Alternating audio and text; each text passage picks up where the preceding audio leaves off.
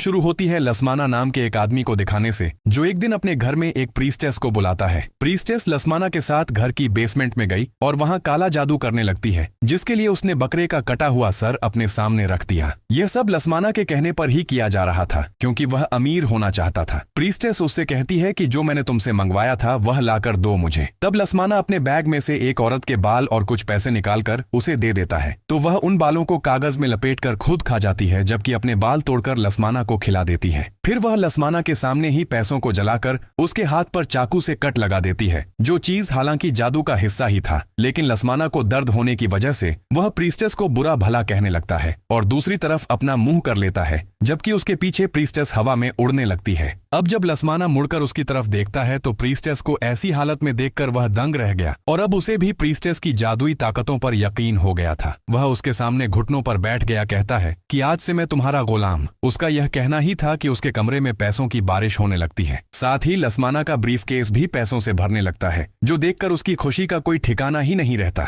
यही नहीं बल्कि जिस बकरे का वह सर था वह भी जिंदा होकर पूरा यहाँ खड़ा हो जाता है। तब प्रीस्टेस भी उससे कहती है कि शैतान ने तुम्हारी कुर्बानी कबूल कर ली है, इसलिए अब तुम घर जाओ, जहाँ भी दौलत शोहरत तुम्हारा इंतजार कर रही है। लसमाना अब जैसे ही बेसमेंट से बाहर गया, फौरन ही दरवाजा बंद हो जाता है। अब सच में लसमाना को इतनी कामयाबी मिलती है कि वह रातों रात अमीर हो जाता है, लेकिन उसकी वाइफ की मौत हो जाती है। सबको लगता है कि उसकी वाइफ ने खुद अपनी जान ली, पर असल बात तो यह थी कि लसमाना ने अपनी वाइफ के ही बाल देकर उसकी कुर्बानी दी थी, जिससे उसकी वाइफ तो मारी गई पर वह अमीर हो गया। अब लसमाना की दो बेटियां भी थीं। बड़ी बेटी का नाम आल्फी था। अपनी वाइफ की मौत के बाद लसमाना एक एक्ट्रेस से शादी कर लेता है, जिसके पहले से ही 3 बच्चे थे, 2 बेटियां और एक बेटा। उसकी बड़ी बेटी का नाम माया होता है। लेकिन फिर टाइम के साथ साथ अचानक कुछ ऐसा हुआ कि लसमाना को बिजनेस में नुकसान होने लगता है। उसके हालात इतने खराब हो गए कि उसे अपना सब कुछ बेचना पड़ जाता है। सिर्फ एक वही घर बचता है जो हमने मूवी की शुरुआत में देखा था, और वह घर आल्फी के नाम था।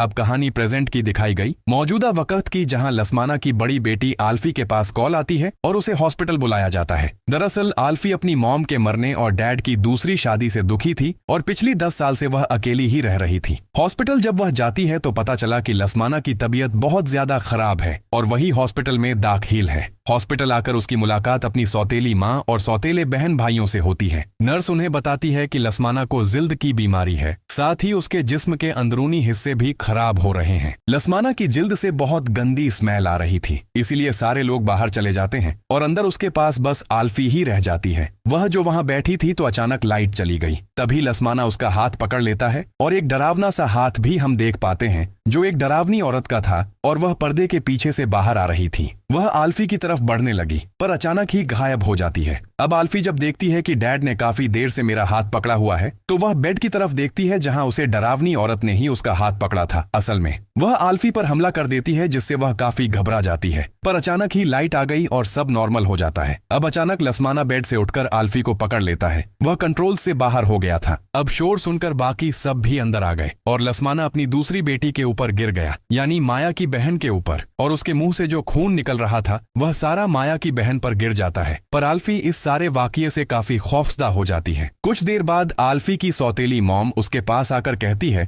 कि हमें उस घर में जाना है जो तुम्हारे नाम है, क्योंकि वह जायदाद हम बेचना चाहते हैं। अब यहाँ हम जान पाते हैं कि आल्फी अपने सपनों में अक्सर अपनी माँ को मरता हुआ देखती है बार बार, यानी वह उनकी मौत के सदमे से बाहर नहीं आ पा रही। अब अगले दिन आल्फी अपने उसी घर में जाती है जो शहर से काफी दूर एक जंगल में था। घर काफी पुराना हो गया था। खैर, आल्फी अंदर जाती है और जब वह बेसमेंट का दरवाजा देखती है तो उसे ताले के अलावा कीलों से भी मजबूती से बांधा हुआ था, ताकि यह खुल ना पाए। ऊपर कुछ पेपर्स भी लगे हुए थे जिन पर मंत्र जैसा कुछ लिखा था और तस्वीरें भी बनी हुई। कुछ देर बाद आल्फी की सौतेली मॉम भी अपने बच्चों के साथ यहाँ आ जाती है। वह आल्फी की छोटी बहन को भी अपने साथ लेकर आई थी। ये लोग फैसला करते हैं कि हम घर के कागजात और कुछ जरूरी सामान ढूंढेंगे, यहाँ फिर कल वापस चले जाएंगे। अब आल्फी अपने रूम में चली गई, जहाँ उसका सौतेला भाई उसके लिए खाना लेकर आया, क्योंकि वही आल्फी को अपनी बहन समझता था और उसका ख्याल रखा करता था। वह जब बाहर गया तो उसकी बहन माया उसे औजारों वाला बॉक्स लेकर कहती है कि यह लो, बेसमेंट खोलो, क्या पता वहाँ कोई जरूरी सामान हो।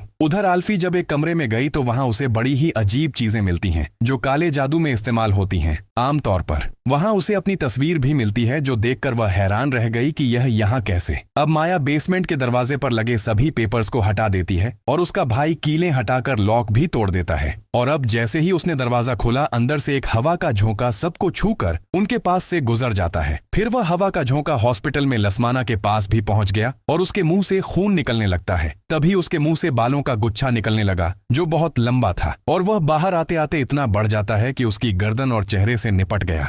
वह बाल लसमाना का गला घोंट देते हैं और उसकी मौत हो जाती है। बेसमेंट के दरवाजे पर माया की मॉम भी आ गई। उसने जब अंदर झांक कर देखा तो कुछ दिखाई नहीं दे रहा था। अब उनकी माँ अपने बेटे को अंदर जाने का कहती है, पर तभी यहाँ आल्फी भी आ गई जो अपने सौतेले भाई को बेसमेंट में जाने से मना करती है और कहती है कि इस घर में कोई गड़बड़ है क्योंकि एक कमरे में मुझे जादू टोने से जुड़े चीजें मिली। पर उसकी सौतेली माँ उसकी किसी भी बात का यकीन नहीं करती। अचानक आल्फी की बहन को बेसमेंट में कोई दिखाई देता है। वह काफी डर गई, अपनी माँ को बताने की कोशिश करती है लेकिन वह उसे डांट देती है। पर अगले ही पल उनकी मॉम को अपने पैरों पर कुछ महसूस हुआ। उसने जब नीचे देखा तो 2 हाथों ने उसके पैरों को पकड़ लिया था जो अगले ही पल उसे बेसमेंट में खींचने लगता है। माया और उसका भाई अपनी माँ को पकड़ लेते हैं। वह उसे बाहर निकालने की कोशिश करने लगे पर वह जो भी चीज थी जो बेसमेंट में थी उसकी माँ को खींचकर अंदर ले जाती है और अब वहां अंधेरे में से डरावनी आवाजें आने लगती हैं। सब बच्चे काफी घबरा गए। माया अपनी माँ को आवाज लगाती है जो अचानक ही उसकी माँ उछलकर बाहर आई। वह माया पर हमला करके उसे पकड़ लेती है। माँ की हालत काफी खराब हो गई थी क्योंकि उसे किसी बुरी ताकत ने पॉसेस्ड कर लिया था और वह पूरी तरह उसके कंट्रोल में आ गई थी।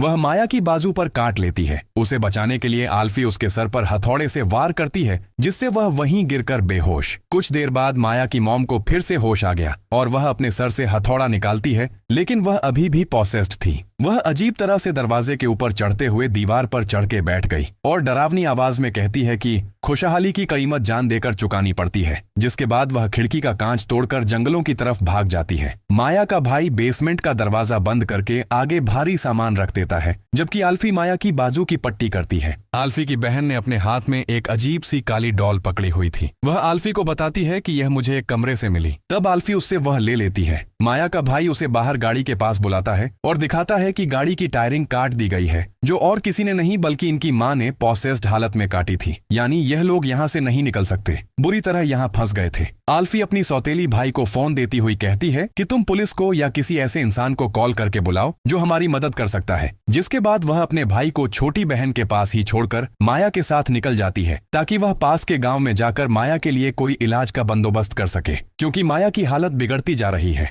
बारिश भी हो रही थी और यह लोग जब जंगल से गुजर रहे थे तो इन्हें अपनी माँ मिलती है जो अब एक जगह पर बैठी अजीब हरकतें कर रही थी। उसे देखकर दोनों डर गईं, फौरन छुप जाती हैं। अब आल्फी एक जगह पर आकर माया को यह ही रुकने को कहती है। फिर वह अपने बैग से हथौड़ा निकालकर अपनी माँ को देखने जाती है। उसके पीछे से माया अब आल्फी के बैग से उसकी डायरी निकालकर पढ़ने लगती है जहां आल्फी ने अपनी सौतेली माँ और बहन भाइयों की तस्वीरों को खराब करके उनके बारे में बुरा भला लिखा हुआ था जो देखकर माया को काफी बुरा लगता है। इसलिए कुछ देर बाद जब आल्फी वहां आई तो माया गुस्से में उसे कहती है कि दूर रहो मुझसे, समझी? मैं ही पागल थी जो कुछ देर पहले तुम्हें अपना हमदर्द समझ रही थी जबकि तुम क्या करती रही हो हमारे पीठ पीछे, हमारे खिलाफ नफरत का भरपूर इजहार। मैंने सब देख लिया है तुम्हारी डायरी में। अब आल्फी हालांकि उससे माफी मांगती है, उसे समझाने की कोशिश करने लगी लेकिन माया उसकी सुनने को तैयार ही नहीं थी। इसलिए वह अकेली ही वहां से चली जाती है। आल्फी उसके पीछे जाकर भी उसे रोकने की कोशिश करती है लेकिन माया जो भाग चुकी थी ढूंढने पर भी उसे कहीं नहीं मिलती जिस वजह से आल्फी को काफी बुरा लगता है। अब घर में माया का भाई अपनी दूसरी बहन को कॉल करता है जो किसी वजह से इन लोगों के साथ इस घर में नहीं आ पाई। माया का भाई उसे सारी बात बताकर मदद के लिए घर बुलाता है। कुछ देर बाद आल्फी भी घर आ गई।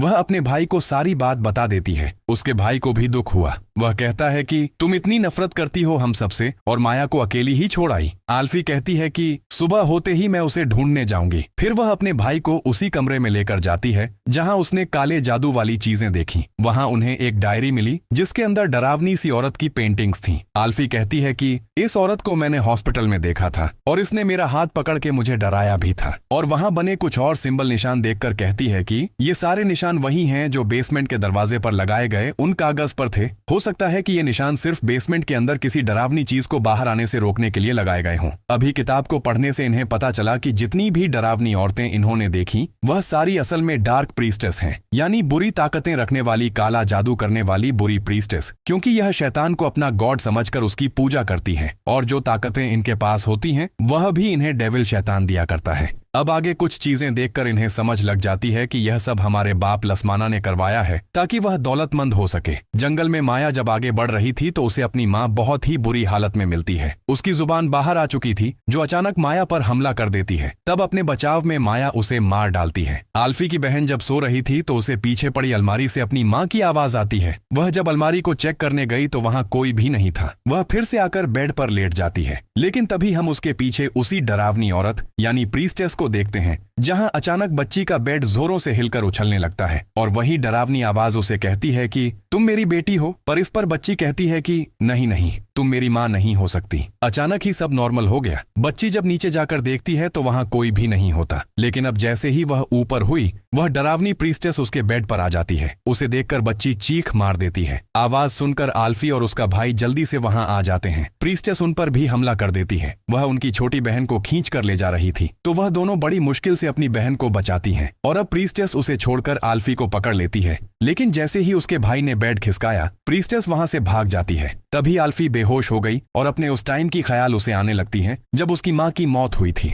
तो वह उनके साथ थी। उस टाइम दरअसल आल्फी की माँ उसे सुला रही थी, पर अचानक किसी बुरी ताकत ने उन्हें बिल्डिंग से नीचे धक्का दे दिया। यह देखकर फौरन आल्फी ने अपनी माँ को पकड़ लिया। वह उसे बचाने की कोशिश कर रही थी। तभी यहाँ डायन सदृश प्रीस्टेस उसकी माँ को नीचे गिराकर मार डालती है। इसके बीच प्रीस्टेस अल्फी का हाथ कसकर पकड़ लेती है। तब उस डायन प्रीस्टेस के नाखूनों के निशान अल्फी के हाथ पर लग गए थे जो आज भी थे। सुबह इनकी वह बहन भी यहाँ चली आई। तभी बीच जंगल में उसकी गाड़ी रुक गई। तभी उसके पास माया चली आई जो भी अजीब हालत में थी। वह अपनी बहन को कहती है कि चलो मेरे साथ, मैं तुम्हें घर तक लेकर चलती हूँ। मगर उसकी बहन आईने से देखती है कि माया ने अपने पीछे हथौड़ा छिपा रखा है, जो देखकर उसे अजीब तो लगा, लेकिन वह माया से पूछ ही लेती है कि तुम यह हथौड़ा क्यों पकड़ रखी हो। जो सुनकर तो माया को केवल गुस्सा आया और वह हथौड़े से कार का दरवाजा तोड़कर अंदर चली आई और अपनी बहन पर बुरी तरह हेमर से हमला कर उसे मार डालती है, जिसके चलते हम समझ जाते हैं कि माया भी अपने होश में नहीं है, वह भी पसेस्ड हो गई है। वह फिर घर आती है और देखती है कि अल्फी की हालत खराब है। बार बार उसे भी प्रीस्टेस की भयानक आवाज बुला रही है और उसी के पास हम डेविल को भी देखते हैं। तभी माया बेसमेंट में उस भयानक प्रीस्टेस की छाया देखती है, इसलिए वह बेसमेंट में चली आती है। बेसमेंट में माया 5 पुतलों से बनी एक माला पाती है। ये उनके फैमिली के ही थे।